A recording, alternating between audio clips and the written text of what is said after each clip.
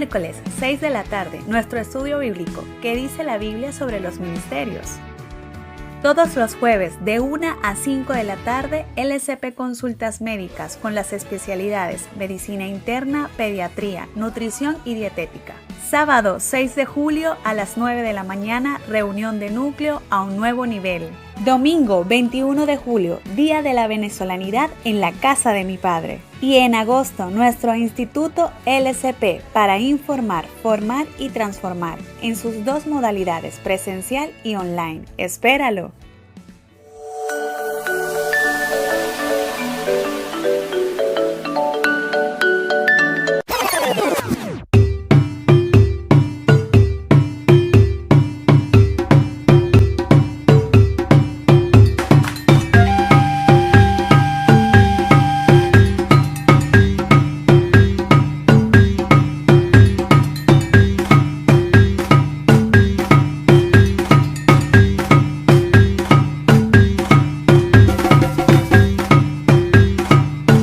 Escuela Bíblica de Vacaciones 2024, del 27 al 31 de agosto. Inscripciones abiertas ya a través de nuestra página web www.lspcaracas.org. Bueno, hermanos, continuamos. Esta vez vamos a leer en Romanos capítulo 12, vamos por aquí, capítulo 12, versos 4 y 8. Y vamos a leer estos versículos porque a veces algunos creen que los ministerios que están en Efesios capítulo 4, verso 11 en adelante, son los únicos ministerios, y no es así. Hay otros ministerios y entendemos que cuando Pablo menciona los ministerios que están en Efesios y ahora menciona también los ministerios que están en Romanos capítulo 12, creemos que no son ministerios que son exclusivamente, o sea, que son únicos ministerios. Creemos que hay más ministerios y Pablo no quiso dar una lista exhaustiva de todos los ministerios. Así que vamos a leer, no sé si los hermanos lo ven, ¿verdad? Ok. Miren cómo dice: porque de la manera que un cuerpo tenemos muchos miembros, pero no todos los miembros tienen la misma función, así nosotros, siendo muchos, somos un cuerpo en Cristo y todos miembros los unos de los otros. De manera que teniendo diferentes dones, según la gracia que nos es dada, si el de profecía, úsese conforme a la medida de la fe, o si de servicio, en servir, o el que enseña en la enseñanza, el que exhorta en la exhortación, el que reparte con liberalidad, el que preside con solicitud, el que hace misericordia con alegría. Aquí nos damos cuenta, amados hermanos, en esta lista que el apóstol Pablo no menciona a apóstoles, no los menciona. Eso significa que no es una lista exhaustiva, no es una lista definitiva. Si usted compara la lista de Efesios 4:11, la lista que sale también en 1 Corintios capítulo 12, y estas son diferentes listas. Y se piensa que Pablo no está dando una lista definitiva, sino que menciona solamente algunos ministerios como representación de todos los ministerios. Amén. Hay algunas teorías que dicen que Pablo no menciona al apóstol en la epístola a los romanos como cargo, como ministerio, porque la iglesia de Roma no fue fundada por un apóstol. Pero eso son teorías, ¿no? Entonces no podemos caer en la trivialidad de que, mira, ahí no nombra apóstol, aquí no menciona. No. Sino que menciona algunos en representación de todos los ministerios, porque Pablo lo que quería enfocar es que cada creyente tiene un ministerio, tiene un don, y que ese don debe ser puesto al servicio de toda la iglesia. Así que en Romanos capítulo 12, versos 4 al 5, el apóstol Pablo aquí enfatiza primeramente la unidad orgánica del cuerpo, cuando dice muchos miembros en un cuerpo. También habla de la diversidad de los miembros y de sus funciones, cuando dice no todos los miembros tienen la misma función. Hablando de la diversidad en la unidad en cuanto a los dones y ministerios que cada creyente tiene. Y habla también de los beneficios y necesidades mutuas de estos diversos miembros que están unidos en Cristo. Así que, amados hermanos, Pablo en ese versículo dice algo muy interesante. Él dice, por ejemplo, en el versículo de ese capítulo, en el versículo 6, dice, teniendo diferentes dones según la gracia que nos es dada. Esa parte es relevante para nosotros porque cada ministerio, cada don le fue dado por gracia. Y si es por gracia, significa que nosotros no lo merecíamos. No lo merecemos, no tenemos mérito para recibir algún don o algún ministerio, sino que Dios le plació y por gracia nos concedió ese don o el ministerio para ponerlo a servicio primeramente a Él y a la iglesia. Por tal motivo, nosotros como iglesia, como miembros del cuerpo de la iglesia, no podemos jactarnos de que mi ministerio es superior a otro ministerio. Y es así. Pablo, cuando da esta lista, no la da un orden de cuál es mayor y cuál es inferior. No. Él los incluye en todos los ministerios que todos fueron dados por gracias. Amén. Ahora bien, aquí Pablo enumera diversas funciones y son 7: profetizar, servicio práctico, enseñar, exhortar, contribuir a la necesidad de otros, ejercer liderazgo, demostrar misericordia.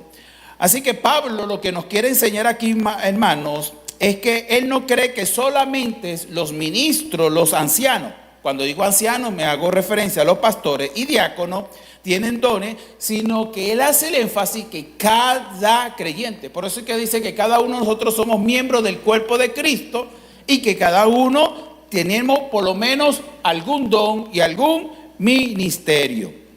Ahora bien, después que Pablo hace el énfasis según la gracia que nos ha dado, empieza a dar un listado de estos ministerios. Y el primero que menciona es el profetizar, que ya lo hemos mencionado, no voy a andar mucho porque ya hablamos del profeta, que parte de la función del profeta es aquella persona que recibía una palabra inspirada por parte de Dios, un mensaje de exhortación, consolación o edificación para la iglesia. Y en ocasiones también podían profetizar, ¿ok? Entonces aquí también menciona el profeta en la acción de profetizar. No voy a ahondar porque ya lo hablamos, ¿amén? ¿Alguna duda? Ya lo hablamos en Efesios capítulo 4, verso 11. Pero en el segundo que menciona tiene que ver con el servicio. En el servicio. Mire cómo él dice, Pablo en el versículo dice el de servicio en servir. Esta parte es relevante porque todos estamos llamados para servir. Y recuerden que hablamos de ministrar es servir. Un ministro es un servidor. Entonces, cuando hablamos aquí de servicio, como una definición, dice así: este don como servicio es el poder, la capacidad y el deseo que da Dios para prestar asistencia práctica a los miembros y dirigentes de la iglesia con el propósito de ayudarles a cumplir sus responsabilidades ante Dios. Ese es un concepto muy general, ¿verdad? Hay otro concepto que me gusta más. Dice, es la habilidad especial para identificar necesidades no satisfechas en la familia iglesia y tomar la iniciativa para proporcionar asistencia rápida, práctica y alegre. Es importante ese, alegre, sin necesidad de reconocimiento. La persona, amados hermanos, que tienen el don de servicio, y vea que estos dones no están exclusivamente limitados al apóstol, al pastor, al evangelista, al maestro. Este servicio, este don lo puede tener cualquier creyente, cualquier creyente. Hay creyentes, hermanos, que no tienen un gran cargo como ministerio en la iglesia, pero tienen un corazón de siervo, tienen un corazón que sirven al Señor. Y ellos disfrutan servir al Señor. Ellos buscan, hacen todo lo posible para suplir las necesidades de sus hermanos. Y ellos no esperan reconocimiento, no esperan que los aplaudan. La satisfacción de ellos es ver que ese hermano o esa hermana les haya ayudado el servicio que se les presta. Amén. Ese es un don muy hermoso. Y hay gente que tiene esa capacidad. Son hermanos que nos sorprenden. Y tienen un tacto para saber si ese hermano está pasando por una dificultad. Pero siempre están prestos para ayudar. Por supuesto, este don, lo ideal es que tanto el pastor evangelista siempre esté en el corazón de todos los creyentes. Porque si tenemos un don, un talento, deberíamos, ¿verdad?, ponerlo al servicio del Señor. Ahora, hay un versículo que habla de eso en Hechos capítulo 6, verso 2-4, que lo hemos mencionado, pero hay que hacer referencia de esto, porque los que sirven al Señor tienen que tener unos requisitos elementales y básicos. En Hechos capítulo 6, verso 2-4, nos narra el comienzo de la historia de la iglesia, cuando la iglesia empezó a crecer y ellos se enfrentaron a ciertas dificultades y se vieron en la obligación de administrarse, ¿verdad?, de cómo sobrellevar las cargas y cómo sobrellevar la administración de la iglesia. Entonces, vea lo que dicen los apóstoles, dice: entonces los 12 convocaron a la multitud de los discípulos y dijeron: no es justo que nosotros dejemos la palabra de Dios para servir a las mesas. De aquí dice, servir a las mesas, amados hermanos, es suplir necesidades, ¿ya?, cuidar, dar alimento y otras cosas, ¿no? Entonces dice: buscad pues, hermanos, entre ustedes 7 varones. Vea lo que dice: buen testimonio. Buen testimonio. Llenos del Espíritu Santo. Lleno significa una persona que es guiada, dirigida, controlada por el Espíritu Santo. Y mira lo importante: y de sabiduría. Sabiduría. Quienes encarguemos de este trabajo, y nosotros persistiremos en la oración y el ministerio de la palabra. Así que estas cualidades básicas y elementales lo debe tener un servidor, un ministro. Y en este caso, alguien que tiene el don de servir al Señor. Claro, hay más cualidades, ¿no? En este caso menciona estas que son más resaltantes ante las personas, y fue el comienzo del ministerio de los diáconos. Diácono significa servidor. Amén. Entonces, este es el primer don, el segundo don que menciona, de servicio. Amén. El segundo, que ya lo hemos mencionado, que es enseñanza, que hablamos del maestro, ¿verdad? Maestro. Por supuesto, hay unos maestros que se destacan, que se llaman maestros, y hay otros que llegan hasta cierto nivel, ya sea por el don o el nivel de capacidad. ¿Okay? Por lo menos yo reconozco que hay maestros que, bueno, yo me quito el sombrero. Tienen esa mayor capacidad que uno y uno lo reconoce, ¿verdad? Pero todos tenemos ese don de la enseñanza. El que es maestro tiene el don de enseñanza. ¿Qué es la enseñanza? Es la habilidad especial para educar al pueblo de Dios, explicando, enseñando y aplicando claramente la Biblia en sus vidas prácticas. Pero a su vez, el maestro o las enseñanzas deberían de motivar al creyente a aprender y ser mejor cristiano. Ese es el enfoque de las enseñanzas. Cuando uno planifica una enseñanza, es que esa palabra produzca un cambio en la persona. ¿Ven? Aquí en nuestra iglesia tenemos maestras de niños y ellas planifican su enseñanza. Amén. Tienen ese don. Para no andar mucho, porque ya hablamos del maestro, pero quiero poner un ejemplo de la importancia del maestro y de las maestras, ya sean de niños, de instituto bíblico, para la iglesia. Vamos a leer en Hechos capítulo 18, por favor, versos 24 al 28. Hay una persona que yo admiro en la Biblia, es Apolo. lamentablemente no hay mucha información de Apolo. Pero vamos a leer algo porque él tiene ciertas cualidades que debe tener alguien que tiene el don de la enseñanza. Dice, llegó entonces a Éfeso un judío llamado Apolos, natural de Alejandría. Alejandría era la capital de Egipto. Varón elocuente, poderoso en la escritura. A mí me sorprende ese adjetivo, poderoso en la escritura. Ni a Pablo se le dice así que era poderoso en la escritura. A Pablo no se le dice así. Así que este hombre era reconocido. Dice, poderosos en la escritura.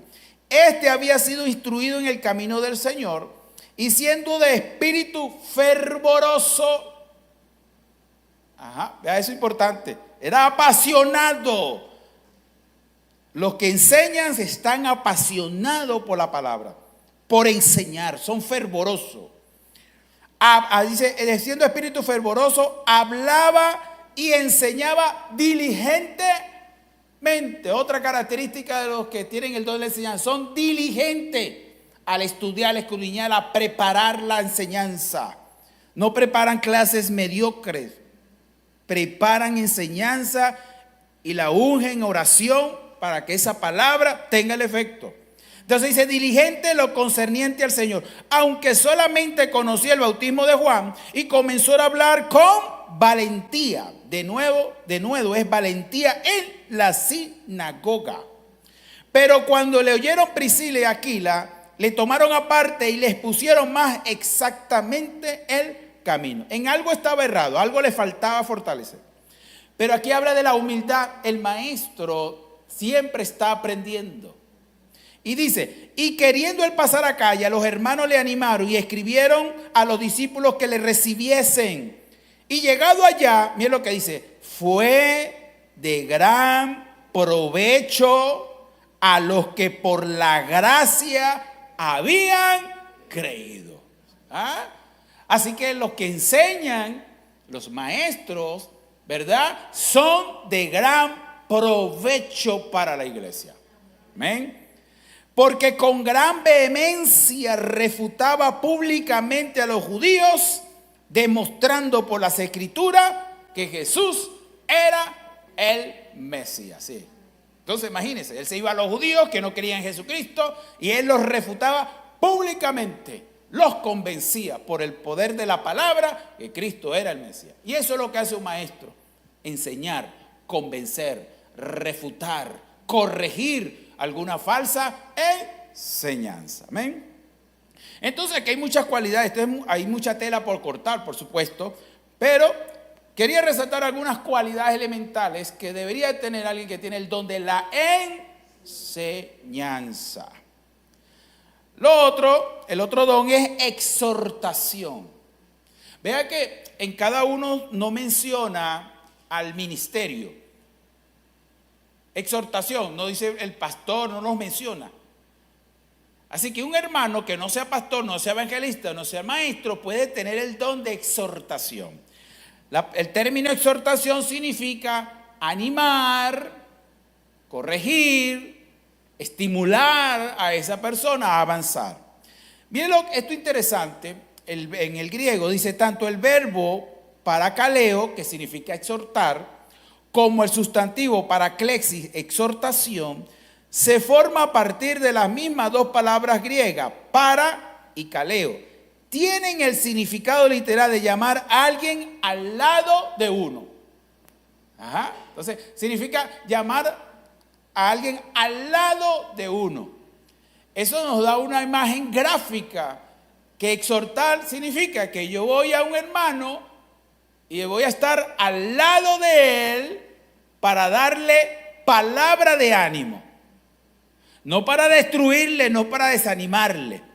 Porque hay gente que piensa que exhortar es condenar, mandarlo al infierno. Hermano carnal, mira lo que dice. No, eso no ayuda. Esa no es la exhortación. Eso no es exhortación. La gente piensa que exhortar es regañar al creyente, echarle en cara el pecado que haya cometido. restregarle en la cara lo que hizo y por qué lo hiciste. No, esa no es la exhortación. La exhortación debe ir acompañado de misericordia. Por lo tanto, hermanos, el don de exhortación abarca las ideas de aconsejar, apelar, animar, advertir, fortalecer y consolar. En ocasiones el don puede ser usado para persuadir a un creyente de apartarse de un pecado o un mal hábito. Y también se puede usar para corregir malas conductas. Eso es importante. La exhortación se puede ejercer en la consolación de un hermano o una hermana en el Señor que está enfrentando alguna tribulación. La persona que exhorta también puede ser usado por Dios para animar y fortalecer a un creyente débil que esté enfrentando una prueba difícil o una tentación persistente. En conclusión, la exhortación se debe expresar a ese creyente en cualquier situación que se encuentre el hermano. ¿Ven? Mire, esas personas que, no sé, yo he conocido varios, por lo menos yo le daba clase a un hermano que no era gran teólogo ni elocuente, pero él a veces me contaba problemas de hermanos y de una vez me decía de una vez me expresaba la solución a los hermanos y las palabras de exhortación, y podía percibir en sus palabras que había sabiduría y que esas palabras eran las precisas para ese hermano. A mí me impresionaba ese hermano. El hermano partió con el Señor no hace mucho, pero tenía el don de exhortación, un hermano humilde y sencillo. Y lo interesante es que muchos lo buscaban para que les ayudase. Eso es interesante. Entonces, los que tienen el don de exhortación, ¿verdad?, se ganan a la gente y siempre lo buscan para que le dé una palabra, ya sea de ánimo, una palabra de sabiduría. Amén. Por lo general, este don lo deberían de tener los pastores. Los pastores, ¿verdad?, usan mucho el don de la exhortación. Amén. Pero hay gente que abusa de la exhortación. Y eso no debe hacer. En vez de edificar al creyente, se le hace más daño. Después pregunta por el creyente, ¿dónde está? No, se fue de la iglesia. Entonces, ni se da cuenta que fue por una mala palabra o la forma en que él dijo las cosas. Entonces, en esto se requiere mucha sabiduría. Vamos por un ejemplo de la exhortación en Hechos capítulo 14, versos 21 y 22. Hechos capítulo 14, versos 21 y 22. ¿Lo tienen? ¿Sí? Dice: y después de anunciar el evangelio a aquella ciudad y de hacer muchos discípulos, volvieron a Listra, a Iconio y Antioquía, confirmando los ánimos de los discípulos, exhortándoles a que permaneciesen en la fe y diciéndoles: es necesario que a través de muchas tribulaciones entremos en el reino de Dios. Vean que ahí le están exhortando. Claro, por supuesto que es un resumen de lo que está diciendo Lucas. Ellos dieron muchas palabras, pero le dijeron: ustedes son nuevos creyentes, ustedes van a pasar por muchas tribulaciones, y le dieron ánimo. Los exhortaron a seguir adelante, a seguir perseverando. Amén. ¿Alguna pregunta? ¿No? Ok. Este don o este ministerio de exhortación también se refleja en el encargo que Pablo le hace a Timoteo. Vamos a leer segunda de Timoteo capítulo 4, verso 2. Segunda de Timoteo 4, 2. Dice así: que prediques la palabra, que instes a tiempo y fuera de tiempo, redarguye, reprende, exhorta con toda, ¿qué? Exhorta con toda paciencia y doctrina, enseñanza. Entonces, subraya esa parte ahí en su mente, dice exhorta con toda paciencia. ¿Por qué dice paciencia? Pregunto, ¿por qué Pablo dice que debe exhortar con paciencia? ¿Por qué se requiere de la paciencia?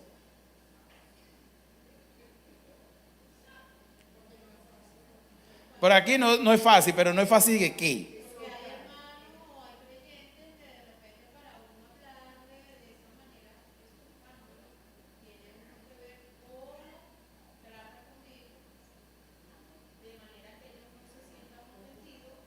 Ok.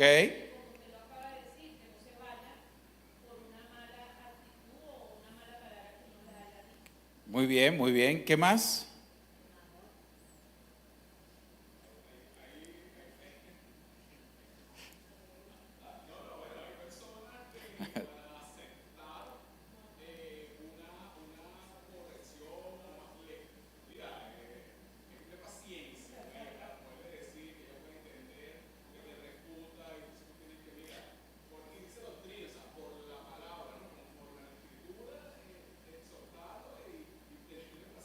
Sí, hay, como dice Irving, hay que tener paciencia con aquellos que no reconocen sus fallas. Primero el hermano, ajá, Fernando.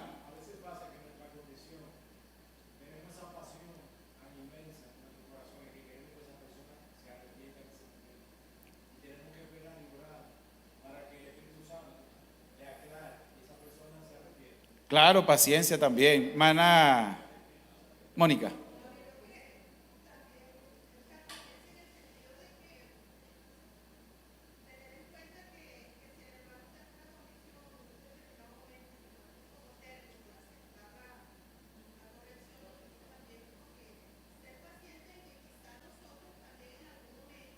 Amén.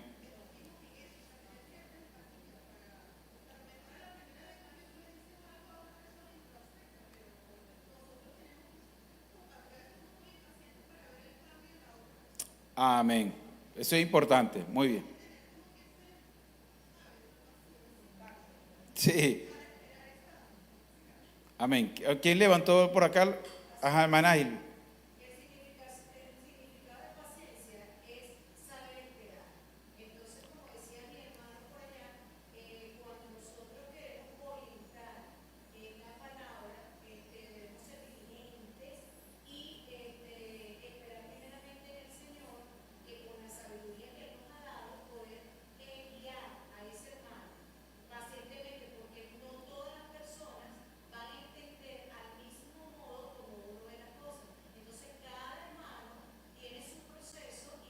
Amén. Amén. Sí. Muy bien, la hermana Irvi dijo algo importante. Cada creyente tiene cierto nivel de fe, tiene cierta capacidad, tiene sus diferentes procesos, ¿verdad? Hay unos que les cuesta y duran un tiempo y ahí hay que ser paciente. Uno tiene que siempre considerar esto, es Dios el que hace la obra, no nosotros. Entonces, si yo empiezo a exhortar a la gente pensando que soy yo el que voy a cambiar a la persona, voy a perder la paciencia. Nosotros no somos los que cambiamos y transformando, no, nosotros decimos la palabra y que el Espíritu Santo haga la obra. Amén. Eso es importante que tomarlo en cuenta. Algo que dijo la hermana Mónica, me gustaría en Gálatas, por favor, Gálatas capítulo 6, 1, 2, por favor, antes de avanzar, Gálatas 6, 1, 2, porque esto de exhortar es muy delicado y la exhortación debía alcanzar de misericordia. Miren lo que dice: hermanos, si alguno fuere sorprendido en alguna falta, ustedes que sois espirituales, restaurarle con espíritu de ¿qué? Mansedumbre, considerándote a ti mismo, no sea que tú también seas tentado. Sobrellevar los unos las cargas de los otros y cumplir así la ley de Cristo. La ley de Cristo es que tu carga es mi carga. Si el hermano cayó, yo tengo que verlo como una carga. Y yo tengo que exhortar a mi hermano dándole palabra con mansedumbre. ¿Amén? Muy bien. Ok. Otro versículo en Hebreo 10, 24, 25. Hebreo capítulo 10, verso 24, 25. Mira cómo dice. Hebreo capítulo 10, verso 24 dice: y considerémonos unos a otros para estimularnos al amor y a las buenas obras, no dejando de congregarnos como algunos tienen por costumbre, sino exhortándonos, y tanto más cuando veis que aquel día se acerca. Él dice sino exhortándonos. ¿Exhortándonos de qué? Según ese versículo, ¿de qué tenemos que exhortarnos?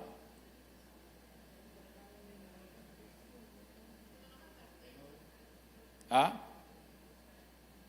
Mira lo que no dejándonos de congregarnos como algunos tienen por costumbre, sino exhortándonos. ¿Cuál es la exhortación que hace aquí? Ajá. Lo que más resalta aquí es exhortar. La exhortación es de no dejarse de congregar porque el Señor viene pronto. Amén. Así que cuando el pastor dice aquí que tienen que venir los miércoles, congréguense los miércoles, los domingos, eso es una exhortación. Pero esta exhortación no está limitada al pastor. Todos estamos llamados a exhortar al hermano, que usted lo ve que tiene como un mes que no viene a la iglesia. Usted está llamado por esta palabra a exhortarle. Amén. Con amor, con mansedumbre. Amén. Entonces vea que el don de exhortación, ¿verdad?, es importante en la iglesia. Eso lo vemos en las prédicas, en la enseñanza. Siempre hay una palabra de exhortación. El otro don es el que se llama el que reparte con liberalidad. Es decir, es aquella persona que contribuye a las necesidades de otro. ¿Sabía usted que ese es un don? Hay gente que tiene ese don. Tienen el don de dar. Tienen esa habilidad y esa capacidad de desprenderse de lo que tiene por ver suplir tu necesidad. El término griego usual para dar es didomi, pero aquí el concepto en este versículo se intensifica con metadidomi. Ese metadidomi hace más fuerte el término de dar, que tiene los significados adicionales de distribuir e impartir aquello que uno ha recibido. La persona que ejerce este don reparte lo que tiene como un sacrificio personal, pero lo hace con amor. Eso es importante, lo hace con amor. Dice, verdaderos dadores son los que dan de todo corazón, siempre recordando lo que ellos mismos han recibido de su Señor y Salvador Jesucristo. Aquí dice que los que puedan funcionar con este don, que lo hagan, que sean, ya que el Señor los ha bendecido tan abundantemente, también ellos una bendición, sean ellos también una bendición para otro. Ahora mire la palabra liberalidad. La palabra liberalidad alude a la idea de una actitud generosa que da con sinceridad y de corazón, sin mancha alguna de fingimiento o doble intenciones.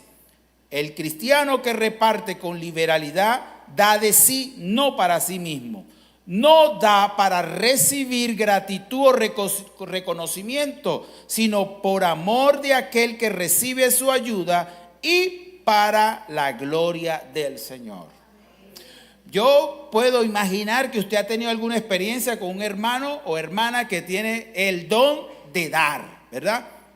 Y son esos hermanos que uno los sorprende, los desarma, ¿verdad que sí? Cuando usted menos lo piensa, esos hermanos dan, se desprenden de lo que tienen.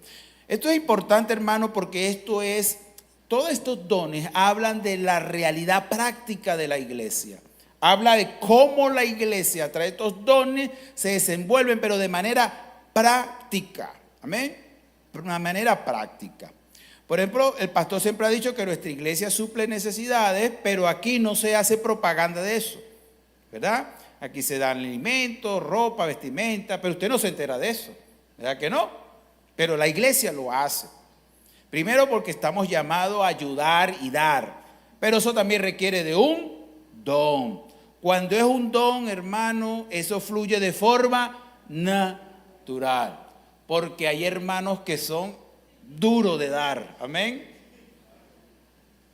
Y de repente el don se manifiesta en un momento dado, pues, un día y dan, pero hay días que no dan, ¿verdad? Pero el que tiene el don, hermano, siempre tienen la buena disposición de dar.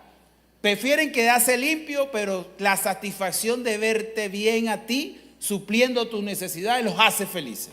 Amén. Y esos son hermanos que verdaderamente uno los aprecia, porque muestran el amor práctico y genuino de Jesucristo. Amén. Son gente que si tienen el último pasaje te lo dan y ellos prefieren irse a pie, pero verte a ti que estás bien, para ellos eso es satisfactorio. Amén. Así que, amados hermanos, los que más tienen, ayude a los que menos tienen. Haga eso. Amén. Vamos a ayudar a aquellos que tienen, no tienen alimento y usted tiene, ayúdelo. Si usted se enteró de que esa persona no tiene para pagar la inscripción de su hija a la universidad, pero usted tiene, ayúdelo. Amén. Pero eso se requiere un don.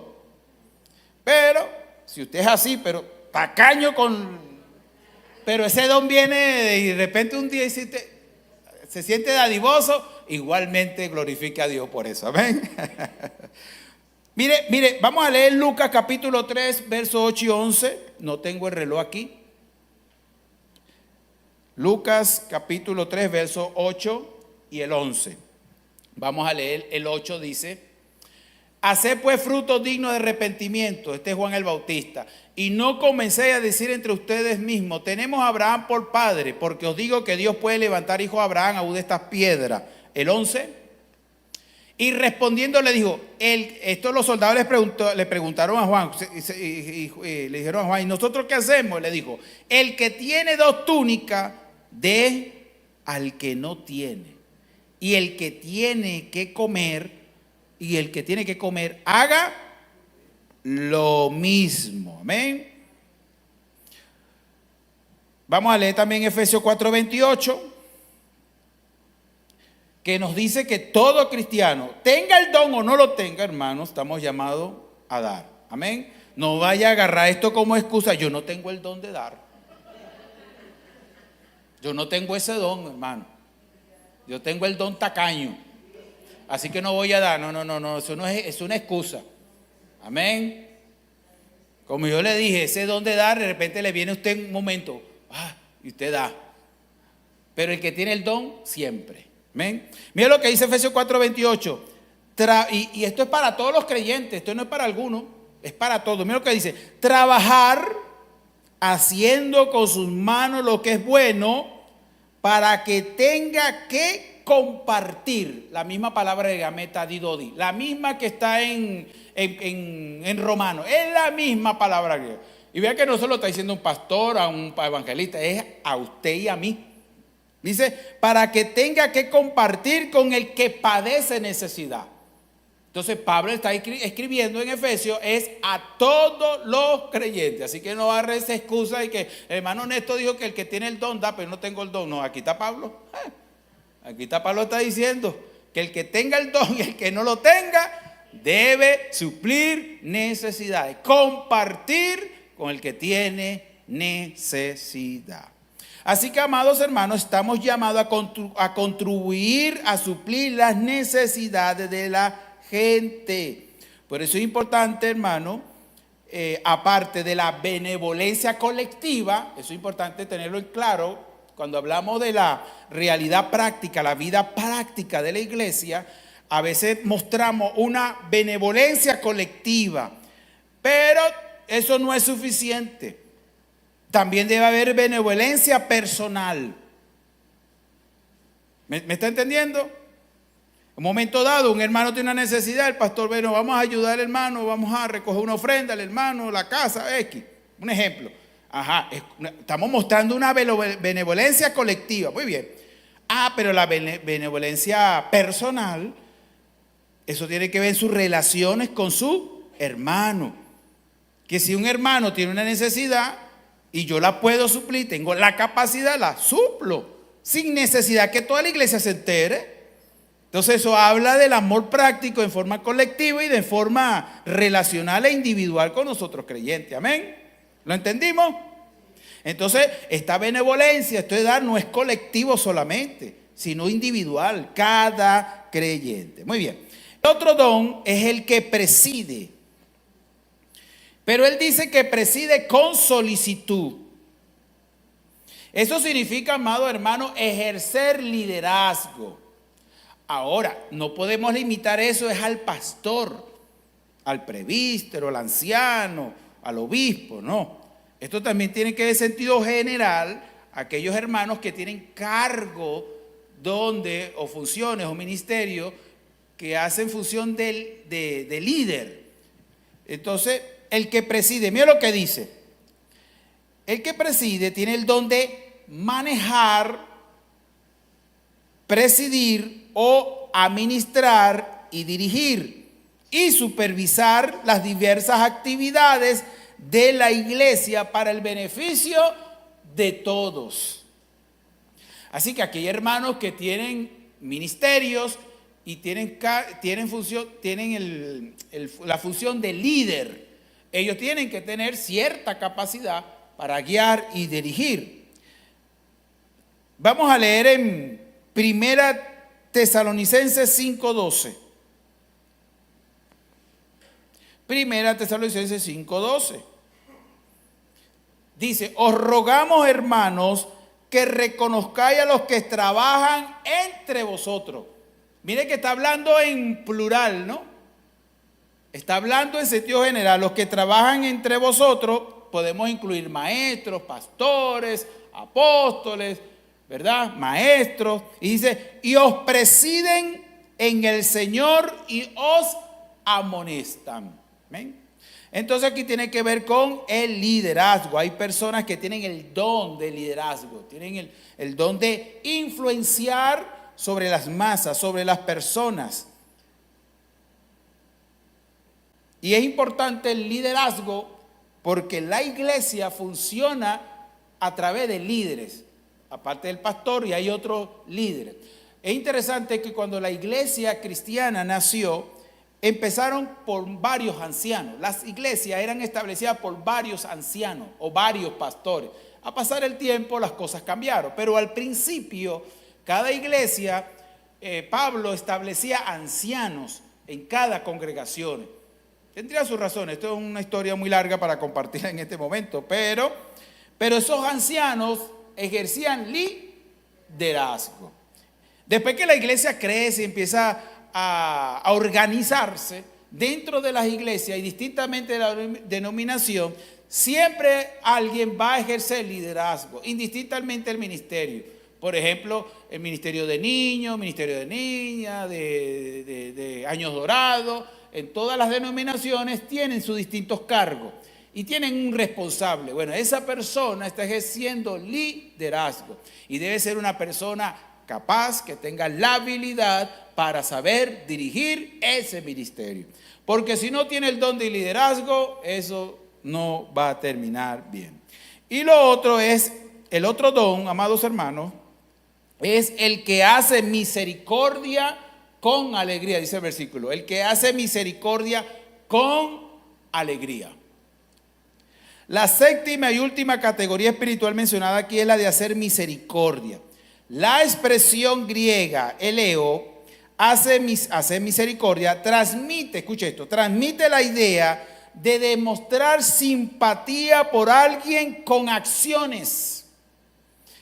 Así que la misericordia nos mueve a la acción, no a la lástima. Ay, pobrecito, mira, necesita esto. No. Mientras que la misericordia te empuja, la misericordia te lleva a ayudar a esa persona. Así que se demuestra la simpatía por alguien con acciones y al mismo tiempo tener los recursos necesarios para consolar y fortalecer con éxito a esa persona. Vuelvo y repito nuevamente, el hacer misericordia no está limitado a un ministerio. Si usted no es pastor, no es evangelista y no es maestro, pero usted puede tener el don de misericordia. Aquí dice, el cristiano que hace misericordia ha sido facultado por Dios con una sensibilidad especial al sufrimiento y la tristeza de los creyentes. Tiene la capacidad de percatarse de la miseria y las dificultades que pasan desapercibidos para otros. Y también cuentan con el deseo, escuche esto, cuentan con el deseo y los medios para contribuir al alivio efectivo de tales aflicciones. Esta parte es relevante porque el que es misericordioso siempre tiene el deseo de ayudar al prójimo. Siempre quiere expresar y ayudar en misericordia. Aquí dice, el don Este don involucra mucho más que sentimiento de simpatía. Se trata de un sentimiento que se traduce en acciones concretas. El cristiano que tiene este don siempre encuentra la manera de expresar su sentimiento de interés y preocupación en ayuda práctica. Se caracteriza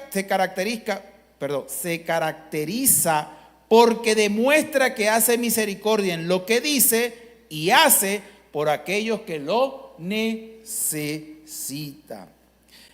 Mire, las personas, el pastor lo ha mencionado, que hacen misericordia son las personas más felices. Y son personas que verdaderamente, y este don está muy ligado con el de dar, ¿verdad? Misericordia y el de dar, ¿verdad? Está muy ligado, ¿verdad? Y la persona que tiene este don, ¿verdad? Él ministra sin titubeo, no lo piensa. Él va a mover cielo y tierra, o ella va a mover cielo y tierra para ayudar y expresarle misericordia a esa persona. Ahora, ¿por qué yo digo que las personas que ayudan al prójimo o expresan misericordia son las más felices? Vamos a leer en Proverbios 14:21, por favor, y ya vamos a terminar. Proverbios 14:21 dice lo siguiente. Miren lo que dice la palabra, lo importante, lo que es la misericordia. Dice, ustedes lo ven ahí, ¿verdad? No ha salido reflejado, ¿no? Proverbio 14, verso 21. Proverbio 14, verso 21. Dice, peca el que menosprecia a su prójimo, mas el que tiene misericordia de los pobres es bienaventurado. ¿Qué significa aventurado? Es feliz. Pregunto, ¿por qué feliz? Porque da, ¿verdad? Siente satisfacción y felicidad. ¿Por qué? Usted dice por da, pero ¿por qué se siente feliz? Porque está ayudando a su hermano. Está viendo que su hermano está bien. Proverbio, ahora el versículo 31 del mismo capítulo, hermano. El versículo 31 del mismo capítulo. Miren cómo dice. El que oprime al pobre afrenta, ofende a su hacedor. Wow, miren lo que este versículo, ¿verdad? Y después dice, mas el que tiene misericordia del pobre honra a Dios. Así que el hermano que tiene el don de misericordia siempre honrará a Dios. Amén. Qué belleza ese versículo, ¿verdad? Y repito, el hacer misericordia es para todos. El que tenga el don, el que no tenga el don. Pero como tenemos el Espíritu Santo, ¿verdad que sí? Nosotros debemos mostrar misericordia. Así que, hermano, la palabra clave en esos versículos es misericordia, porque el ayudador genuino siempre sirve con alegría de saber que puede dar algo de lo que ha recibido de Dios en abundancia. Amén. Así que, hermano, mostremos misericordia. Entonces no tome esto como excusa, yo no tengo el don de misericordia, así que yo no doy. No. Jesús lo dijo, sé misericordiosos, ¿verdad? Sé misericordiosos. Así que, hermano, recapitulemos aquí los siete dones que menciona Pablo en Romanos capítulo 12. ¿Se acuerdan? ¿Cuál es el primero? Profetizar, muy bien. El segundo, servicio. El tercero, enseñanza. El otro, exhortación. Y el otro,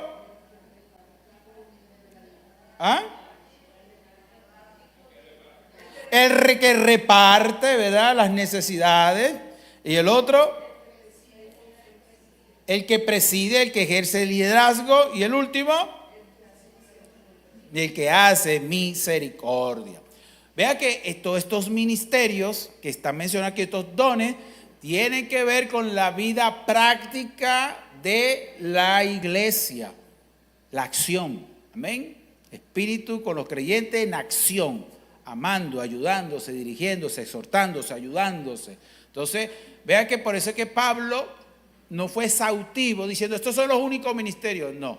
Cuando tenga tiempo, usted agarra los de Romanos capítulo 12, versos 3 al 8. Agarré Primera de Corintios capítulo 12, no recuerdo los versículos, creo que es del 8 al 15, al 12.